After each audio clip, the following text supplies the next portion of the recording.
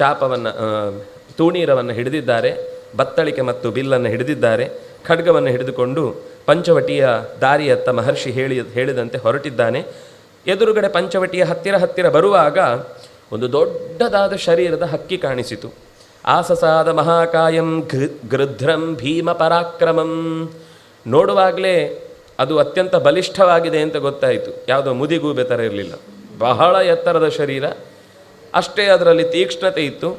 ಇವರಿಗೆ ಒಂದು ಕ್ಷಣ ಯೋಚನೆ ಬಂತು, ಇದು ಯಾವುದಪ್ಪ, ಯಾವುದಾದರೂ ರಾಕ್ಷಸನ? ಮೇನಾತೆ ರಾಕ್ಷಸಂ ಪಕ್ಷಿಂ ಬ್ರುವಾಣೌಕೌ ಭವಾನಿತಿ.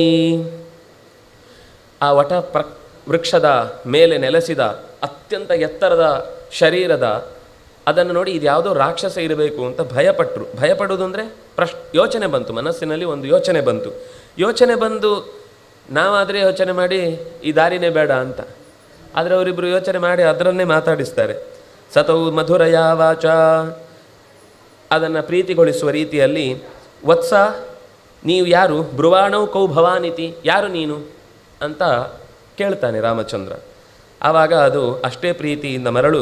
ಅಂದರೆ ಅವರು ಏನು ಪ್ರಶ್ನೆ ಕೇಳ್ತಾ ಇದ್ದಾರೆ, ಯಾಕೆ ಪ್ರಶ್ನೆ ಕೇಳ್ತಾ ಇದ್ದಾರೆ ಅಂತ ಗೊತ್ತಾಯಿತು. ನನ್ನನ್ನು ಯಾರು ಅಂತ ಗುರುತು ಹಿಡಿಲಿಲ್ಲ. ವಿದ್ಧಿ ವಯಸ್ಯಂ ಪಿತುಃ ಆತ್ಮನಃ, ನಿನ್ನ ತಂದೆಯ ಅತ್ಯಂತ ಆತ್ಮೀಯ ಗೆಳೆಯ ನಾನು, ನನ್ನ ಬಗ್ಗೆ ನೀನು ಹೆದರಬೇಕಾಗಿಲ್ಲ, ನಿನ್ನ ಆತ್ಮೀಯ ಗೆಳೆಯ ನಾನು.